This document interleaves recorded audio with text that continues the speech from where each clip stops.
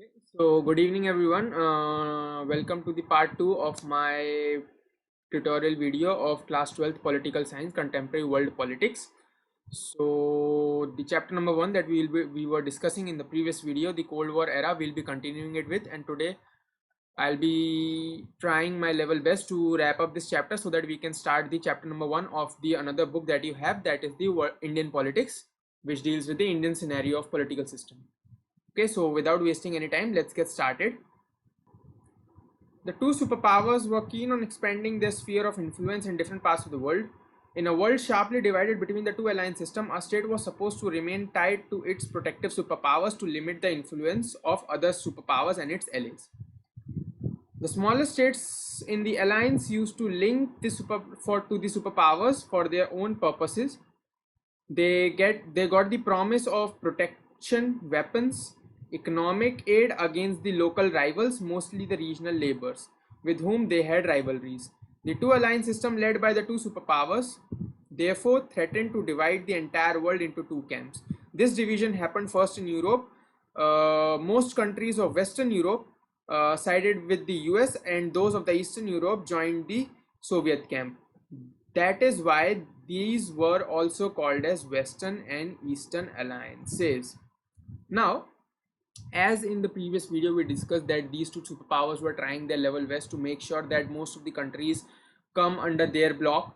But of course, the economic interests, social interests, political interests, all these three major things are most important in determining country's role, a country's vision, and ultimately determines to which camp a country will choose. Now, as we know कि आपके दो super powers थे, camp that was led by US and the camp that is led by the Soviet union. अब किसी भी एक country को choose करना था कि किस कैंप में जाना है. Either they can choose for the camp that was led by the US that was supporting the capitalist system, liberal democracy, or the other one was the camp by the USSR. And the two superpowers were trying their level best to make sure that most of the countries come under their block. The countries that joined either of the two blocks led by the superpowers, they were getting the military help. भाई मुझे सबसे पहले military help चाहिए, क्योंकि अभी जैसे आप latest scenario देख लीजिए in country in contemporary present day world politics, the forces are trying to come together. Different forces across the globe are trying to come together against the China because of the pandemic situation that got created because of the lack of vigilance and proper strategies to curb the virus within the China. So like that, in the previous in the past, in the 60s 70s 90s, every country, these two superpowers were trying their level best to make sure कि मेरे camp में सबसे ज़्यादा countries हों, because the more countries will join one camp, the better army support they will get in case this Cold War situation escalates into the hot war. And in return, they were also providing the financial, military, and economic financial protection, and the all the weapons and every help that they can.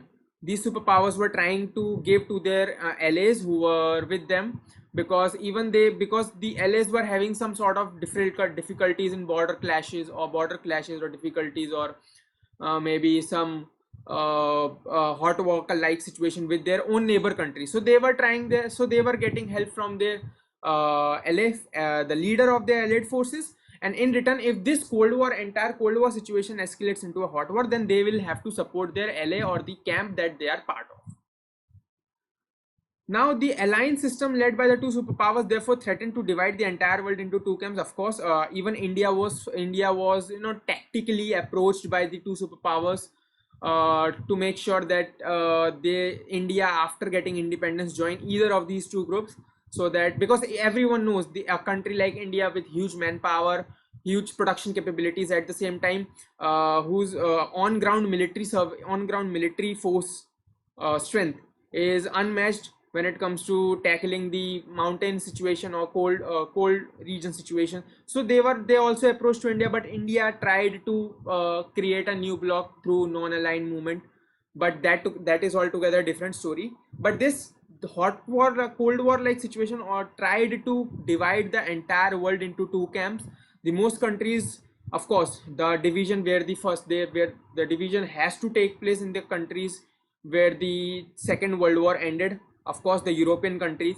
So the Western Europe went with the US led camp, and the Eastern Europe, that the of course the USSR forces, they helped the Eastern European countries to gain independence, or to gain victory from the fascist forces. So they had this liability to join the Eastern alliances led by the USSR. So the division took place between the in the European country, where the Western European countries went with the US led bloc, and the USSR was joined by the countries of Eastern Europe joined the bloc that was led by the USSR. That's why it is called as Western and Eastern Alliance. Eastern alliances are the alliance that was led by the Russia, and the Western alliance was the alliance that was led by the US. Moving ahead, the Western Alliances was formalized into an organization called as North Atlantic Treaty Organization, NATO. This is very important. What was the name of the Western Alliances? Which came into existence in April 1949. It was an association of 12 states. The number you must remember how many states were part of the NATO.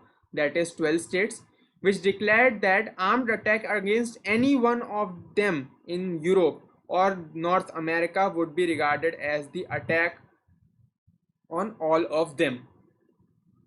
Make sure that you underline these points in your book, because if the question comes that define if a short question comes, or if an MCQ comes that define NAM, or sorry, NATO, then you must remember what is the full form of NATO, North Atlantic Treaty Organization, how many countries were part of this North Atlantic Treaty Organization, and what was the defining characteristic, or the what was the core goal of creation of this NATO as an organization, constituting of military buildup of one bloc.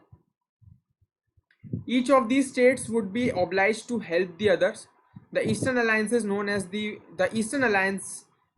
Warsaw Pact, was led by the Soviet Union. It was created in 1955, and its principal function was to counter the NATO forces. अब देखो, जाहिर सी बात है, अगर US ने कोई organisation बनाया है जिसका नाम नेटो है, 12 स्टेट्स हैं, and the major purpose of creation of this NATO is कि भाई अगर मेरे खिलाफ या मेरी किसी भी अलायंस की कंट्री के खिलाफ कोई भी अटैक होता है तो वो अटैक हम सबके खिलाफ माना जाएगा, and we'll have to support that country. We'll have to make sure that our forces also help that country to win the war if it happens.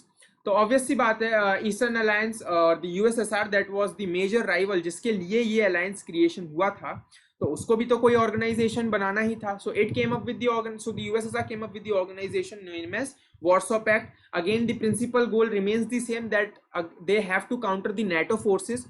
So if NATO forces have this objective, or the objective of creation, that an attack against one will be regarded as the attack against all, then we must have the same kind of objective, that if the NATO forces, any country being part of NATO force tries to attack us, then it will be considered as attack against entire USSR or entire Warsaw Pact organization or alliance, or entire alliance of Warsaw Pact, and every country who is part of Warsaw Pact have to fight against those NATO forces and win, so as to make sure that they don't lose this Cold War that was actually escalating into the hot war.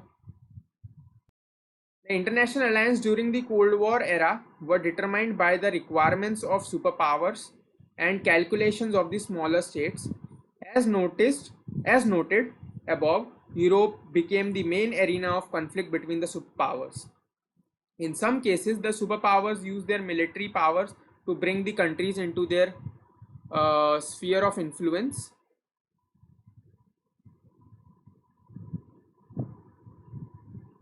To their respective alliance. The Soviet intervention in Eastern Europe provides an example. The Soviet Union used its influence in the Eastern Europe, backed by the very large presence of its armies in the country of the region, to ensure that eastern half of the Europe remains within the sphere of influence.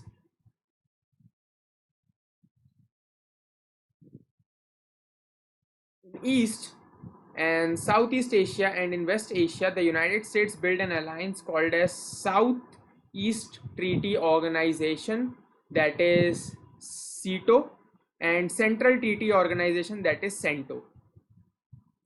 The Soviet and the Communist China responded by having close relations with the countries such as the North Korea, Vietnam, Iraq. The Cold War threatened to divide the world into two alliances. Under these circumstances, many of the newly independent countries, after gaining their independence, colonial world or colonial power, such as Britain and France, were worried that they would lose their freedom as soon as they gained formal independence. Okay, so let us try to understand what it tells us. The international alliance during the Cold War era were determined by the requirements. Okay, simple calculation में मैं आपको समझा देता हूँ. Two international alliances, the Warsaw Pact and the NATO.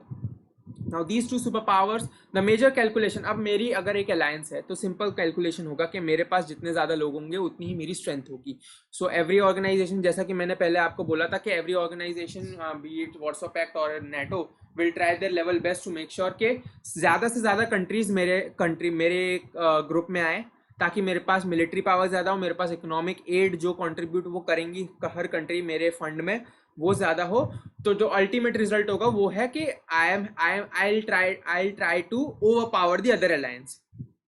तो major basic calculation as you know that Europe became the center of the division that took place between the US, between the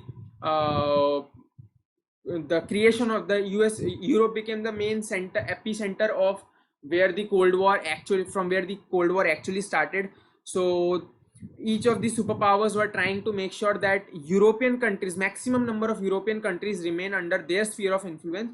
So what Soviet Union did was to make sure that the eastern half of the Europe comes under its area of influence and ultimately join it. As you know, the Soviet Union used its military influence in the entire region, that was in the entire Eastern Europe region, to make sure कि मेरे पास Eastern European part जो है वो completely मेरे group को join कर ले, ताकि I have the eastern half and the first or the NATO forces have the other half, so as to make sure that there is sort of a balance of power. भाई तुम्हारे पास आधा है तो मेरे पास भी आधा है. But what America did, America ने क्या किया कि अमेरिका जो मिडिल ईस्ट रीजन है, एशिया का जो मिडिल ईस्ट रीजन है, मिडिल ईस्ट है और जो सेंट्रल एशियन रीजन है, ईस्ट एशियन रीजन है और जो वेस्ट एशिया रीजन है, उधर भी एक ऑर्गेनाइजेशन क्रिएट की उन्होंने. और उस ऑर्गेनाइजेशन का नाम as you can see that is the SEATO, that is Southeast Asian Treaty Organization, and the Central Treaty Organization, that is the CENTO. Now the Soviet up they have to do something so as to make sure, after NATO forces have created another organization in the area of influence, that the Soviet Union was thinking कि भाई Asia जो है वो completely मेरे influence के under होगा. भाई Asia का पूरा पार्ट मेरे पास हो गया और ईस्टर्न यूरोप मेरे पास हो गया, then I will be having much better strength as compare to the NATO forces. But US retaliated in a way कि भाई तुमने ईस्टर्न यूरोप ले लिया तो अब मैं वेस्ट एशिया और ईस्ट एशियन रीजन में अपनी ऑर्गेनाइजेशन बनाऊंगा, so as to make sure that I try to overpower. But अब सोवियत यूनियन का स्टार्टिंग में सबसे अच्छा दोस्त कौन था? चाइना. तो what Soviet Union and China, this duo connection did was they tried to establish good relations with the countries such as North Korea, Vietnam, so as to make sure कि भाई जो साउथ ईस्टर्न रीजन जहाँ पर सीटो बनाया गया है, उधर की भी कंट्रीज हमारे इन्फ्लुएंस में है, एंड कोई ज़्यादा कंट्रीज फोर्स ना हो कि वो, या फिर ज़्यादा कंट्रीज या जो इन्फ्लुएंस उस टाइम पे चल रहा था कि नेटो फोर्सेस ज्वाइन करो, उस नेटो फोर्सेस ज्वाइनिंग वाले इन्फ्लुएंस को हम कम कर सकें और ज़्यादा से ज़्यादा कंट्रीज हमारे अंदर आ सकें. So it's basically tit for tat, or it's basically balancing everywhere where you create a block. If the US created a block in Asia, then USSR make sure that they also have a one block in Asia. If US tries to capture the entire European country, then Russia also tries to make sure that they capture the entire Europe. Or if nothing happens, then the half of the Europe remains under their sphere of influence if the other half goes into the hands of the NATO forces. So this Cold War kind of situation, अब आप सभी जानते हैं as you know that during this period of Cold War, जब ये Cold War start हुआ, then maximum number of countries were the countries that were trying that that it was not much time that they gained independence. आप India का ही scenario ले लीजिए, if you consider 1960s period, then India को कितने साल हुए थे भाई? 13 साल हुए थे सिर्फ इंडिया को इंडिपेंडेंस गेन किए. So it was difficult for India to take a call regarding joining any of this two forces. भाई अगर मैं किसी भी एक फोर्स को ज्वाइन करता हूं तो ऑब्वियस सी बात है the other force is my rival. If I join USSR, then if the capitalist world is getting better, if the capitalist world is trying to, or if the capitalist world is attaining development at a better pace, तो फिर मेरे को उधर से घाटा होगा.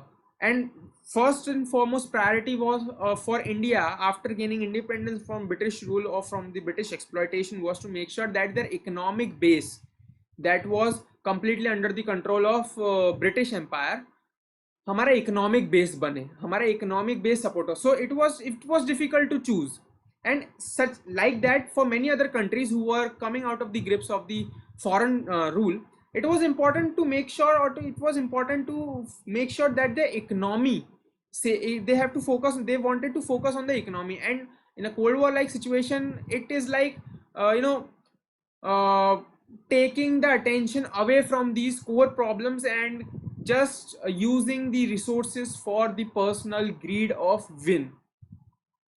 So moving ahead, the cracks and splits within the alliance were quick to appear. The Communist China quarreled with the USSR towards the late 1950s, and in 1969 they fought a brief war over a territorial dispute. The other important development was non-aligned movement, which gave the newly independent countries a way of staying out of these alliances, as I mentioned. But let us discuss this once I complete this entire paragraph. You may ask why superpowers need alliance at all. After all, with their nuclear weapons and regular armies, they were so powerful that combined power of most of the smaller states in Asia and Africa and even in Europe were no match to that of the superpowers. Yet the smaller states were helpful for the superpowers in gaining the access to. First is the vital resources such as the oil and minerals, the territory from where the superpowers could launch the weapons and troops, the location from where they could spy on each other, and the economic support in that many small allies together help pay for the military expenses. Moreover, the most important point that you must know here is this one. They were also important. They were also important for ideological reasons. The loyalty of the allies suggested that the superpowers were winning the war of ideas, as well as that liberal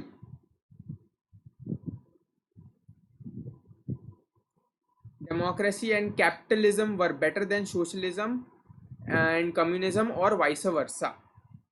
Okay, now let us try to understand. Cracks and splits within the alliance were quick to appear. The Communist China, of course, we know, of course, in an alliance there will be cracks, there will be countries that will try to dissociate themselves from the bloc that which they are part of, and they'll try, क्योंकि देखो हर कोई development के लिए जाना चाहता है, in the present day scenario, or be it the previous or the past scenario. Every country wanted development. Now if country feels that the USSR or the Warsaw Pact organization or the USSR or the East World or the Second World countries was not able to attain that good economic welfare, or that good economic, if it is unable to address the economic needs of the people or the countries that were part of it, then obviously they'll go for the other option that was available, that is the NATO forces of the which were those who were following the capitalist and the liberal democracy system. Capitalist world in terms of economic sphere, and the liberal democracy in terms of the social and political sphere. So of course China never remains loyal. There is one example that they are trying to give, that is that of the China, but we know the Communist China never remains loyal with any of its allies, it be except the Pakistan, which is trying to be a puppet of the China in present day scenario. China never remains loyal, and Chinese ideology is to expand its area of influence, expand its land, so as to make sure that the entire Silk Route that was previously the major route of trade and comes under its influence and comes under its control. So China had some territorial disputes with Russia or the USSR of that time, and they fought a brief war during the 1950s, and in 1969 they had some war issue. They had some clashes or escalations that turned into war. But the third world countries, see, the first world is NATO, the second world is the Warsaw Pact or the USSR, and the third world is the NAM, the non-aligned movement. That was the organization of countries that gained independence after the Second World War and didn't wanted to join any of these camps. भाई अगर मेरे को आज़ादी मिली है तो I fear, मेरे अंदर डर होगा कि भाई अगर मेरे को आज़ादी मिली है तो कहीं ऐसा ना हो कि मैं अपनी आज़ादी फिर से किसी एक ग्रुप का पार्ट बन के खो दूं. So that was the major concern of these countries. तो अब अगर ऐसा है तो फिर मुझे ये मेक श्योर करना है सबसे पहले तो कि भाई मैं किसी भी कंट्री का पार्ट ना बनूं, मैं किसी भी ऑर्गेनाइजेशन जो फिलहाल सिर्फ और सिर्फ material gains and ideological victory के लिए बनी हुई है, मैं ऐसी किसी भी ऑर्गेनाइजेशन का पार्ट ना बनूं.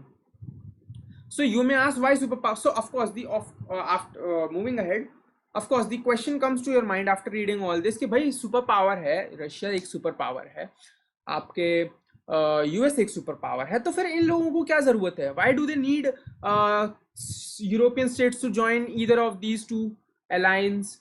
Why? What is the need if you have enough economic resources, if you have enough military strength, if you have that caliber to generate that technology that can cause massive destruction, or that if that can cause destruction that is unprecedented destruction, and so why you need it? हमें क्यों चाहिए?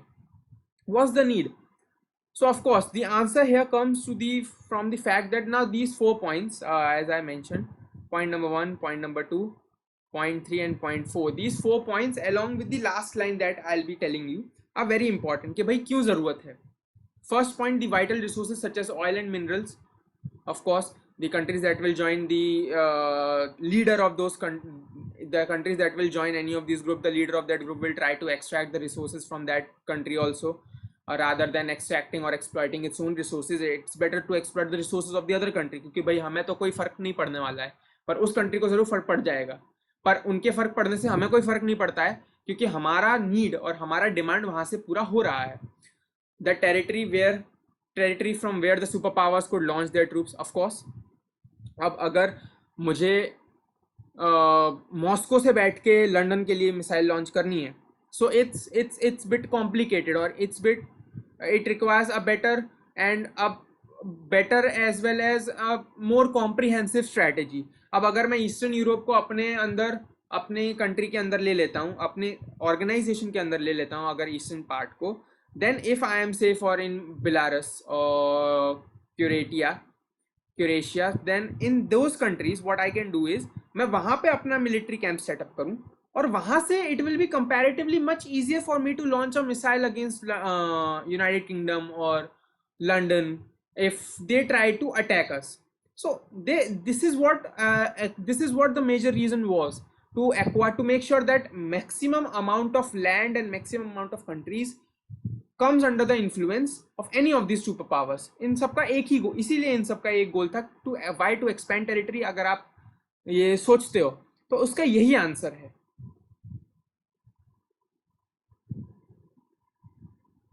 Third, the location from where they could spy on each other. of course अगर मुझे suppose France NATO का part है और Germany आपके USSR का पार्ट है और द वॉर्सो पैक्ट का पार्ट है, so it will be much easier for me to spy on the developments that are right now going on in France. If USSR wants to spy or keep a track on what kind of developments the NATO forces are trying to build on the line of actual division between the two super camps, so it will be much easier for me to spy on these regions from Germany. अब मेरे अगर क्या बोलते हैं Moscow या फिर मैं Vladivostok से देखूं कि भाई क्या चल रहा है फ्रांस में, तो भाई ये मेरे लिए पॉसिबल नहीं. either I have to have that big and advanced satellite technology available for me, जो कि उस टाइम नहीं था. अब तो है, तो अब आप कहीं से भी स्पाई रख सकते हो, but at that time it was not available. So the territory, gaining as much as territory was the main reason, of expansion. Gaining as much as territory, the ulterior motive behind that, it was to make sure that they can spy on each other's development. And fourth, of course, if suppose, if we are part of, if suppose, अगर आप किसी भी एक alliance का part हो, तो along with the resources that you will be allowing for the leader of that organization to extract from your country, you will also provide some sort of help. अभी जैसे हम लोग वर्ल्ड हेल्थ ऑर्गेनाइजेशन के part हैं. In the present day perspective, we are part of World Health Organization, so of course we contribute yearly. India contributes about 45 to 50 million US dollars to the World Health Organization. So the economic support is also one of the major reason why they wanted, भाई मेरा खर्चा सबसे कम हो, सब जगह से मुझे मिल जाए, तो मुझे तो फ़ायदा ही होगा ना. अभी अगर मेरे मिलिट्री की डिमांड जो है वो है 40 ईयरली मिलिट्री डिमांड्स जो है मेरी कंट्री की. Suppose if Russia is the leader, Russia was the leader, if we try to consider the example of USSR for that matter. अगर रशिया लीडर है, ऑर्गेनाइजेशन यूएसएसआर का लीडर है, और Russia की ईयरली मिलिट्री डिमांड जो है वो है $145 million.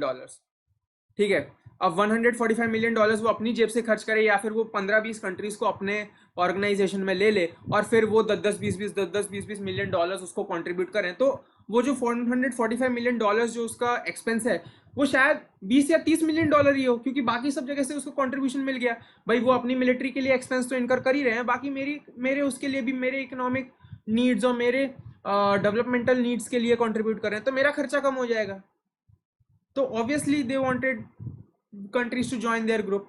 And the last and the most important, जो कि मैं इधर हाईलाइट कर रहा हूँ, आप लोगों को बहुत इंपॉर्टेंट है, इन 4 पॉइंट्स के साथ आपको ये पॉइंट बिल्कुल लिखना है. आपको पूरे मार्क्स मिल जाएंगे अगर आप अगर क्वेश्चन आता है, why the either of the two alliances were keen on expanding their area of influence, or why they wanted the countries, as many countries, to join their group. अगर आप ये 4 पॉइंट और ये लास्ट का जो मैंने हाईलाइट किया, अगर आप इसको लिखते हैं, then guarantee you will get full marks if it's a 3 mark question. ठीक है. And the last is the loyalty. भाई अगर मैं लॉयल हूँ, अगर मैं सपोज, आप लोग स्कूल्स में भी देखते हैं, भाई कोई एक टीचर है, अगर कोई 2 टीचर हैं, उन 2 टीचर्स के बीच में कन्फ्लिक्ट है, और वो दोनों टीचर्स एक ही क्लास को पढ़ाते हैं, और उस क्लास के मैक्सिमम बच्चे किसी एक टीचर को लाइक करते हैं और दूसरे टीचर को डिसलाइक करते हैं. So what it will be like, what will be the scenario? भाई सिनेरियो यही होगा कि यार वो जो टीचर जिसको सब बच्चे सपोर्ट करते हैं, वो क्या सोचेगा कि भाई मैं अच्छा पढ़ा रही हूँ, इसीलिए बच्चे मेरे को सपोर्ट कर रहे हैं, और जो दूसरा टीचर है, जो even she is trying to make sure कि भाई मेरे पास बच्चे आ जाए, मेरे बच्चे में ज़्यादा बच्चे मुझे सपोर्ट करें, she is unable to, because she lacks the capability of teaching, she lacks the capability of trying to influence the students. That's why students are part of my OSTAT. That's why students like me more than the other teacher who is teaching that class. तो हर teacher यही सोचेगा. तो similarly you can say that the ideological conflict was the major reason.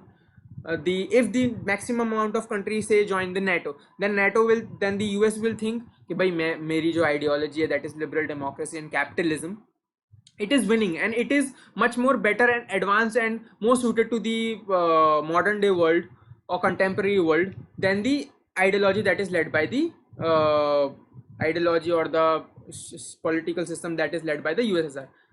Similarly, अगर USSR जो है, अब USSR के पास ज़्यादा कंट्रीज होंगी, सपोज पूरा यूरोप USSR के पास चला जाता, तो USSR क्या सोचता कि भाई मेरी आइडियोलॉजी जैसे socialism and communism, it is much better than the ideology that is propagated by the US.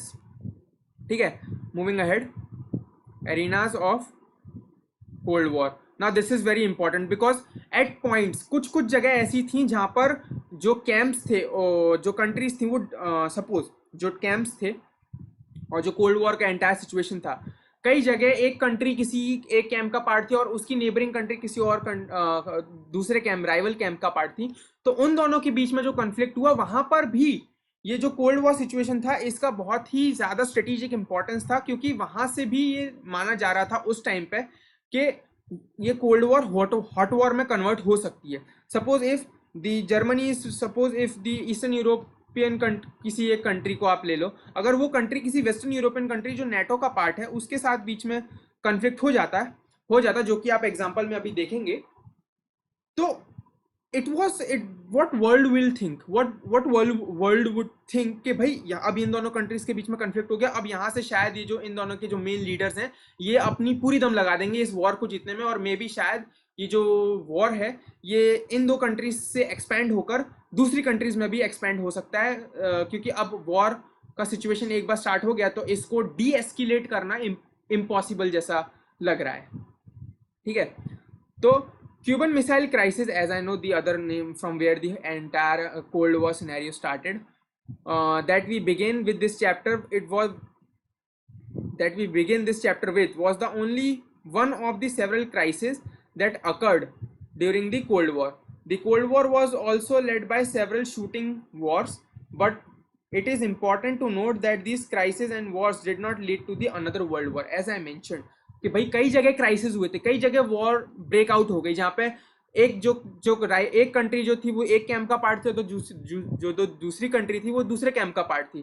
पर क्या हुआ, for the betterment of the world it never escalated into a there were shooting wars, there were mini wars that were fought between the rival camps who were part of either of these alliances. But what happened for the betterment of the world that these crises or these war-like situation never escalated into a hot war. The Cold War was also led to several shooting wars, but it is important to note that these crises never led to the another world war. The two superpowers were posed to direct confrontation in Korea. Important है, Korea को आपको याद रखना है. When was the date? During 1950s and 19 between South Korea and North Korea. Of course, अभी भी conflict चलता है, पहले भी. It's a long drawn history of conflict between North Korea and South Korea. So they were the indirect confrontation in Korea. In Berlin, in 1958. From 1958 to 1962, the Congo War in early 1960s, and in several other places as well. The crisis deepened, and either of these parties involved was willing to back down. Neither of these parties involved were willing to back down. When we talk of the arenas of the Cold War, we refer to therefore the areas where the crisis and the war occurred or threatened to occur between the alliances, but did not cross certain limits. A great many lives were lost in some of these arenas like the Korea, Vietnam and Afghanistan, but the world was spared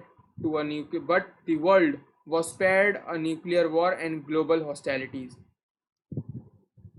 Of course, as I mentioned कि भाई they were indirect, as I said कि भाई कहाँ ये confrontation direct हुआ और कहाँ ये shooting war start हुई. The first one is the Korea, that 1950s to 1953. The second one is the second one is Berlin between 58 to 62, and the third one is the Congo during the 1960s. But of course, these shooting wars of course led to escalation of the situation to an extent that ऐसा लगने लगा था कि global political observers को कि भाई अब ये कोल्ड वॉर हॉट वॉर में कन्वर्ट हो जाएगा, अब ये कोल्ड वॉर हॉट वॉर में कन्वर्ट हो जाएगा. But to the world's greatest relief क्या था कि but both the camps, be it USSR, be it NATO forces or the camp that was led by US, they both acted in a much matured way because they were knowing the military capabilities. The main reason of this Cold War not escalating into a hot war was the fact that भाई सबको पता है कि दोनों sides के पास कितना capability है destruction करने का. Both the country, both the alliance forces, both the forces have, both the camps have the nuclear technology, both the forces have the aircraft, ships and all the ammunitions required to create to destroy the entire world. And world has already seen two wars, world has already witnessed two wars, and it was much more important to not to escalate the situation. Of course ideological conflict is one thing कि भाई मुझे ideology अपनी ideology impose करनी है और मेरे को चाहिए कि पूरा वर्ल्ड मेरी आइडियोलॉजी फॉलो करे. पर इसका मतलब ये नहीं है कि भाई तुम पूरे वर्ल्ड को डिस्ट्रॉय कर दो अपने एक पर्सनल ग्रीड के लिए. So that was the major reason why these confrontations never escalated beyond a limit, why they didn't cross the limit.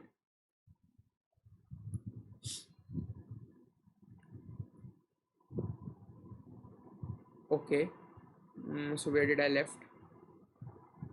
In some cases, huge military buildups were reported. In many cases, diplomatic communications between the two superpowers could not be sustained and contributed to the misunderstanding.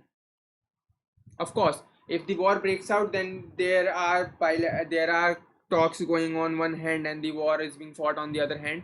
But at the same, when a war kind of situation is going on, every country tries to, every camp tries to make sure कि भाई मेरी चले.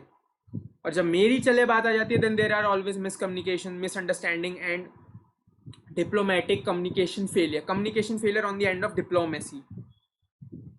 But of course, sometimes the countries outside the two blocs, for example the non-aligned countries, played a crucial role in reducing the Cold War conflicts and averting some grave crises.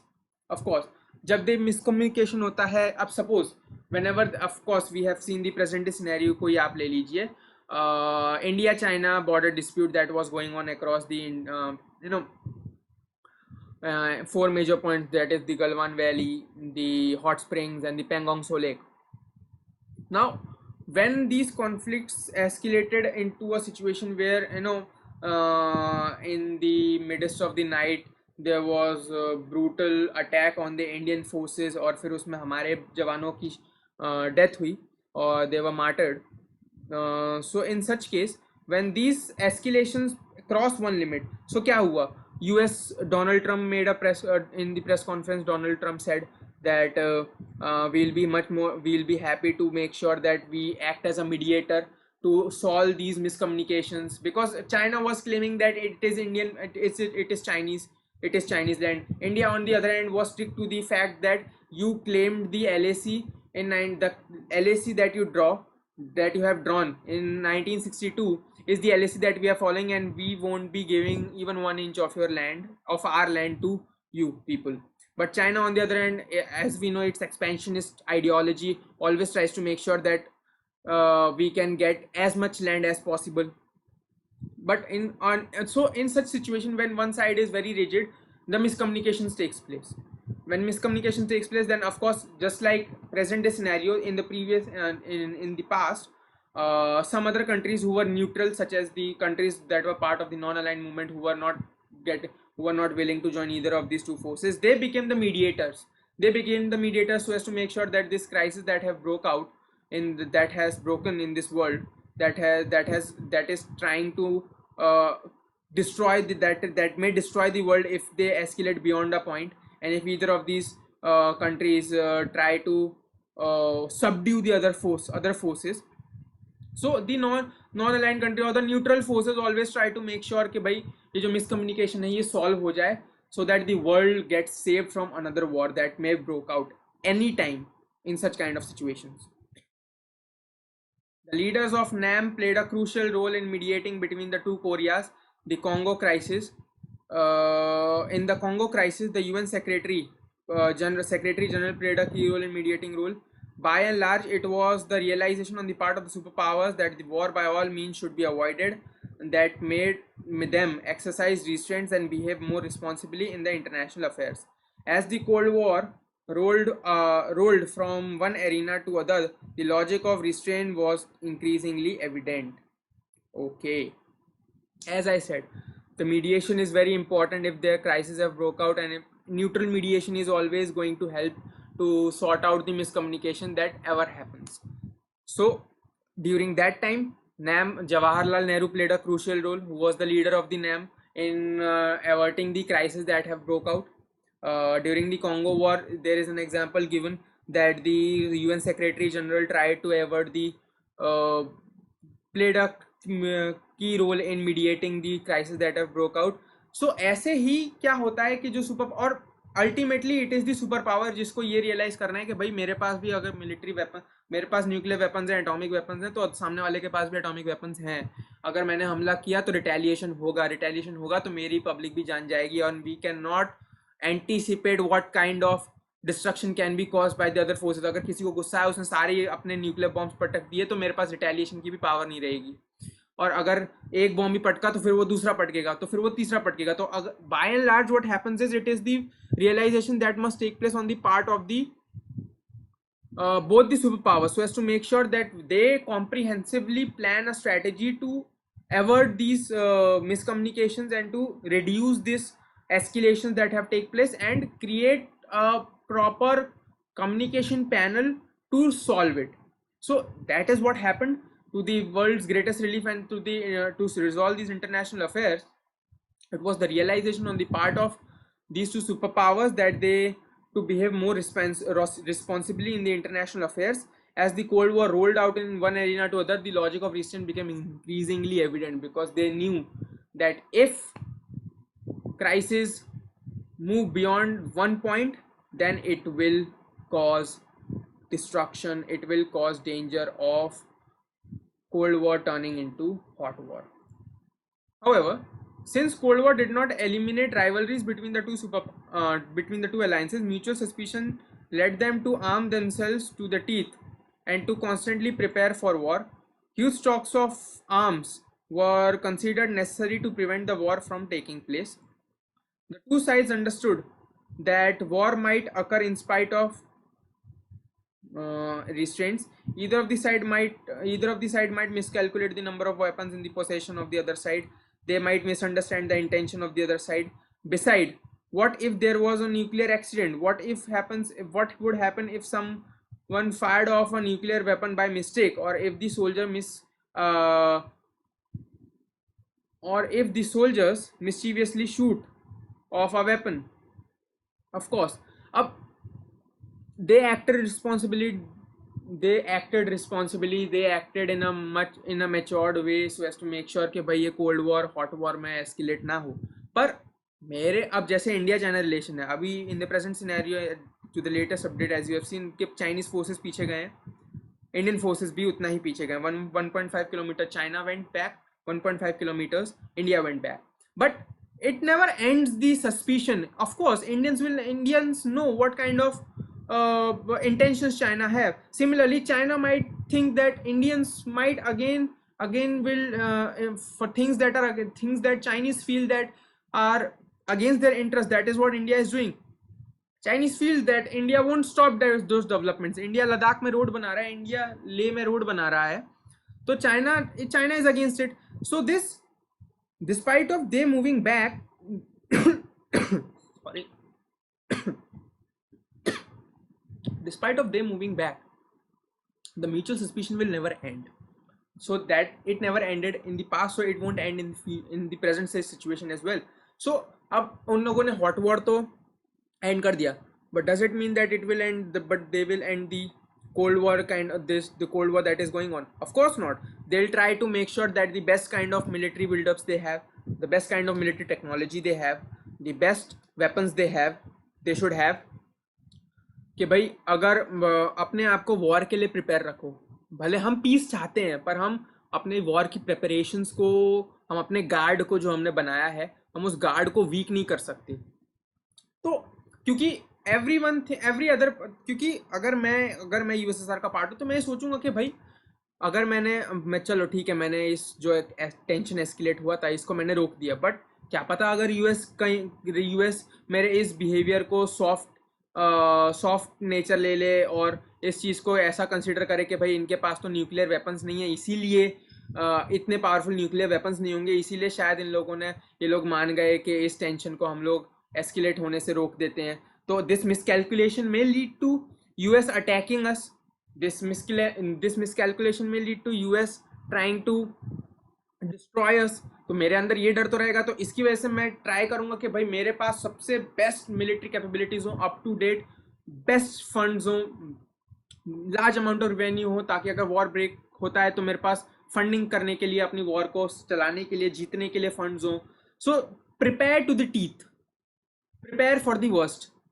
Despite of promoting peace, we have to make sure that we are the best when it comes to power, so that the rival side must not miscalculate. They must not miscalculate our capabilities in case we are forced to defend, or in case we are forced to fight a war. So what if an accident occurred of a nuclear weapon? How would the leaders of the country know it when an accident how would the leaders of the country No, it was an accident and not an act of sabotage by the country, by the enemy, or that the missile had not landed from the other side. Now these all are the questions that we must ask कि भाई अगर तुम लोग शांति चाहते हो और if you are preparing और फिर भी तुम प्रिपेयर कर रहे हो, तो अगर कोई मिस्टेक हो गई तो इफ़ यू आर, अगर तुम एक तरफ पीस प्रमोट कर रहे हो और दूसरी तरफ तुम अपनी मिलिट्री बिल्टअप्स को एडवांस एडवांस एडवांस करते ही जा रहे हो, तो अगर कोई गलती हो गई तो इसका जवाबदारी कौन लेगा, या इसकी इसको कैसी किस तरीके से एक्सप्लेन किया जाएगा और इसको किस तरीके से रिड्यूस किया जाएगा इसको. In time, therefore, US and USSR decided to collaborate in limiting or eliminating certain kind of nuclear weapons or non-nuclear weapons. A stable balance of weapons they decided could maintain through arm control. So, of course, acting maturely, promoting peace also requires some sort of treaties that must be signed between the two superpowers, so as to show the world कि भाई हमारे पास intention तो है कि हम peace करना चाहते हैं, हम peace promote करना चाहते हैं. ये वॉर लाइक सिचुएशन हम में से ना यूएसएसआर वाला कैंप चाहते हैं, ना वॉर्सो पैक्ट चाहता है, ना नाटो फोर्सेस चाहते हैं. Starting in 1960s, the two sides signed three significant agreements. Now these are very important. In the last page of this book, the point at which this reading portion ends, उसका जो next page है उधर इन सारी treaties के बारे में बहुत कुछ दिया हुआ है डिटेल्ड में. आई वुड रिक्वेस्ट यू कि आप उसको अच्छे से रीड करें, क्योंकि क्वेश्चन 1 मार्कर आ सकता है, या एमसीक्यू आएगा, या 1 मार्कर आएगा, या 2 मार्कर आ सकता है, या फिर 3 मार्कर आ सकता है. Asking describe or explain all those treaties that were signed between the two superpowers, so as to make sure that these so as to promote peace, so as to eliminate or collaborating for the elimination of certain kind of nuclear weapons. So the question may come, so it is very important for you. These are the only names of the treaties that I'll be telling you, but the entire details of what these treaty actually contain, you have to read it.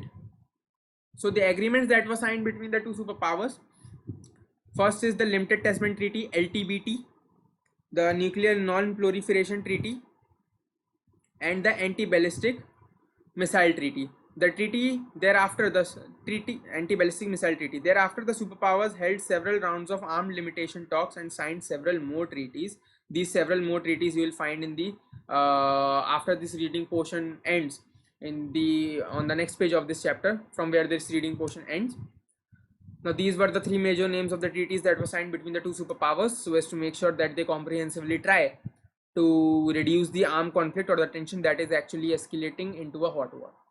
Okay, so this is the part 2 ends here, and the last portion, that is the challenge to bipolarity, which includes the NAM, India's role, how India tried to balance or make sure that its economic interest and its political interest is being heard at the international level, despite of not joining any of these two countries, and how the growth of the NAM took place, what were the features of the NAM during that time, if whether or not they have changed, who were the members of it, who were the founding fathers of this NAM, and how many countries are presently part of the non-aligned movement, what was new international economic order, what are the benefits of the new international economic order, and how this new international economic order